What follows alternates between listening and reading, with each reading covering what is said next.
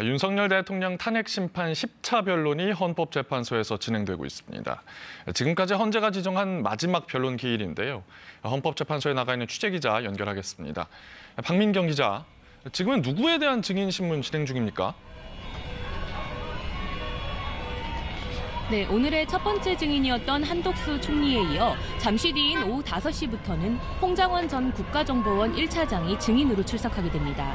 이번이 두 번째 증인 출석입니다.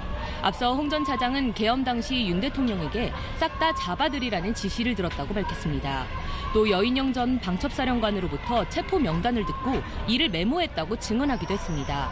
하지만 지난주 증인으로 나온 조태용 국정원장은 이 홍장원 메모의 신빙성에 의문을 제기한 상황입니다. 오늘 재판에서는 이 메모와 관련해 양측의 신문이 집중될 것으로 보입니다. 오늘 가장 먼저 증인으로 출석했던 한덕수 국무총리는 비상계엄 선포에 찬성한 국무위원은 없었다고 말했습니다.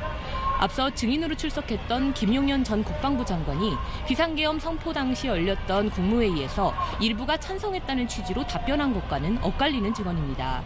또 당시 국무회의가 통상 국무회의와는 달랐고 형식적, 실체적 흠결이 있었다고 생각한다면서도 개인이 판단한 일은 아니고 수사와 사법 절차를 통해 판단돼야 한다고 말했습니다.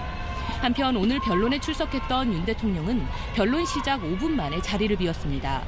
윤 대통령 측은 대통령과 총리가 같은 심판정에 있는 게 국가 위상에 좋지 않다고 해서 퇴정한 것이라고 말했습니다. 이어서 오후 7시부터는 오늘 변론의 마지막 증인인 조지호 경찰청장이 출석합니다. 혈액암 투병으로 보석 상태인 조 청장은 불출석 사유서를 내고 증인신문에 불참해왔습니다. 헌재가 강제 구인장까지 발부하자 출석 의사를 밝혀온 건데요.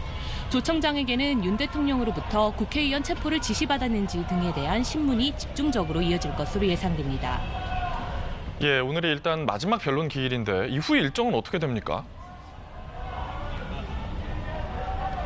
네, 오늘 10차 변론이 마무리되면 양측의 최종 의견 진술과 평의 등의 절차로 이어지게 됩니다.